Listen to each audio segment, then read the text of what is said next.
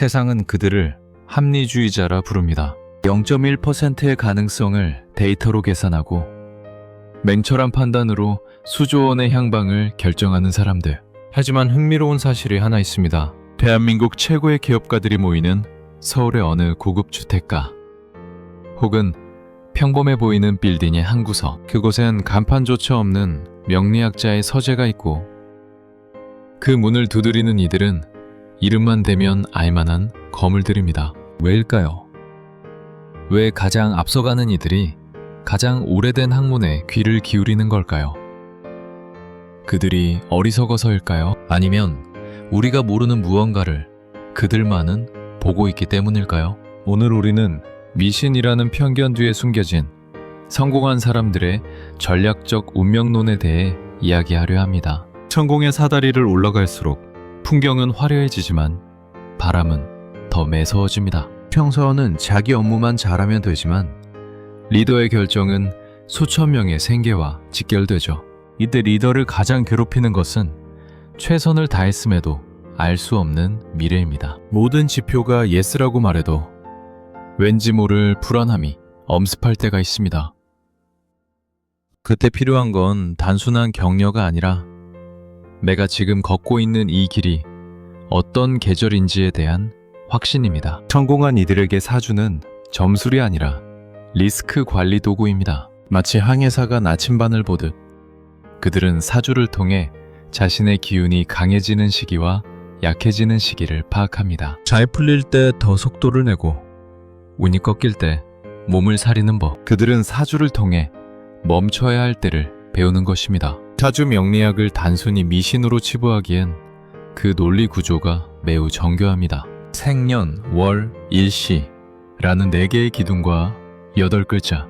이는 60갑자의 순환 속에서 인간의 유형을 수십만 가지로 분류한 고대의 인류학적 통계에 가깝습니다. 명리학은 말합니다. 당신은 어떤 계절에 태어난 어떤 성질의 나무인가? 한겨울에 태어난 작은 꽃나무라면 따뜻한 태양의 기운이 필요할 것이고, 한여름에 태어난 커다란 바위라면 물의 기운이 절실할 것입니다. 성공한 사람들은 이를 자기 객관화의 수단으로 삼습니다. 본인의 강점이 무엇인지, 어떤 파트너와 함께할 때 시너지가 나는지를 명리학이라는 필터를 통해 재확인하는 것이죠. 그들은 사주를 믿는 것이 아닙니다. 사주라는 도구를 통해 자신을 분석하는 것입니다. 사람들이 가장 오해하는 단어가 바로 대운입니다. 많은 이들이 대운을 로또 같은 큰 행운이라 생각하지만 명리학에서 말하는 대운은 10년마다 바뀌는 인생의 환경을 뜻합니다. 성공한 사람들은 알고 있습니다. 아무리 뛰어난 경주마라도 늪지대에서는 달릴 수 없다는 것을요. 그들은 자신의 인생이 현재 늪지배를 지나는 중인지 아스팔트 도로를 지나는 중인지 확인합니다. 실제로 자수성가한 많은 기업가는 고난의 시기에 사주를 통해 위안을 얻었다고 고백합니다. 지금 힘든 건 내가 무능해서가 아니라 내 인생의 계절이 겨울이기 때문이구나. 봄이 오면 다시 일어설 수 있다. 이 한 문장의 확신이 그들을 다시 일으켜 세우고 결국 성공으로 이끄는 회복 탄력성의 근원이 됩니다. 대한민국 경제의 기틀을 닦은 두 거인, 삼성의 고 이병철 회장과 현대의 고 정주영 회장. 이들은 살아온 방식도 경영 철학도 극명하게 달랐습니다. 한 명은 정교한 분석과 시스템을 중시한 관리의 화신이었고, 다른 한 명은 불가능을 가능케 한 불도저 같은 기계의 상징이었죠. 하지만 이 평행선 같은 두 사람의 인생이 교차하는 지점이 있습니다. 바로 사람의 타고난 기운과 하늘이 정한 때를 읽으려 했다는 점입니다. 이들은 왜 천문학적인 액수가 오가는 경영의 현장에 눈에 보이지 않는 관상과 운의 개념을 끌어들였을까요? 삼성그룹의 신입사원 공채 면접장.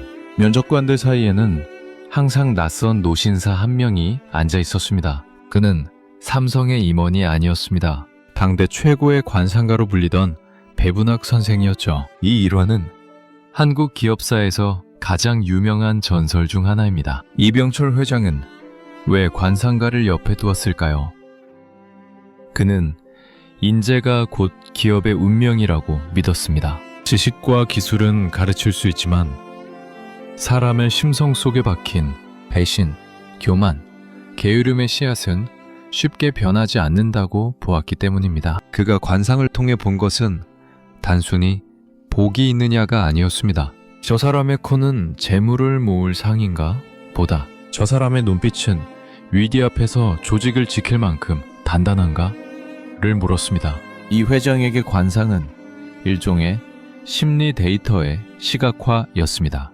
기업은 결국 사람이 하는 것이다. 좋은 사람을 뽑는 것이 경영의 90%다. 이병철 회장은 자신의 운도 철저히 관리했습니다. 그는 중요한 사업을 시작할 때 본인의 사주와 그 사업의 기운이 맞는지, 그리고 함께 일할 핵심 참모와의 합이 어떠한지를 조용히 살폈습니다. 이는 미신의 기대는 유약함이 아니라 리스크를 0.1%라도 줄이려는 완벽주의 리더의 처절한 몸부림이었습니다. 삼성에 이병철이 있었다면 현대에는 정주영이 있었습니다. 정주영 회장의 운명론은 훨씬 더 역동적이었습니다. 그는 스스로를 운이 좋은 사람이라 불렀지만 그가 말하는 운은 가만히 앉아 기다리는 것이 아니었습니다.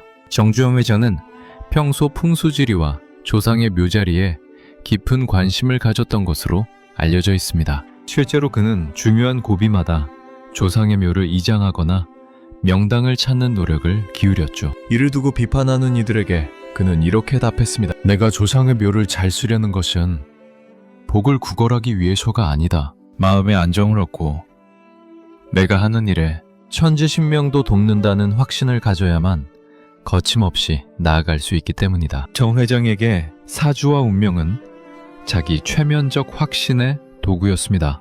내 사주에 큰 재물이 들어온다는 말 한마디를 듣고 그는 500원짜리 지폐 한 장으로 거북선 그림을 보여주며 영국에서 차관을 빌려오는 무모한 도전을 성공시켰습니다. 또한 그는 사람을 볼 때 눈을 가장 중요하게 보았습니다. 관상학적으로 잘생긴 얼굴이 아니라 시련을 이겨낼 기가 느껴지는 눈을 가진 사람을 중용했습니다. 이봐, 해봤어?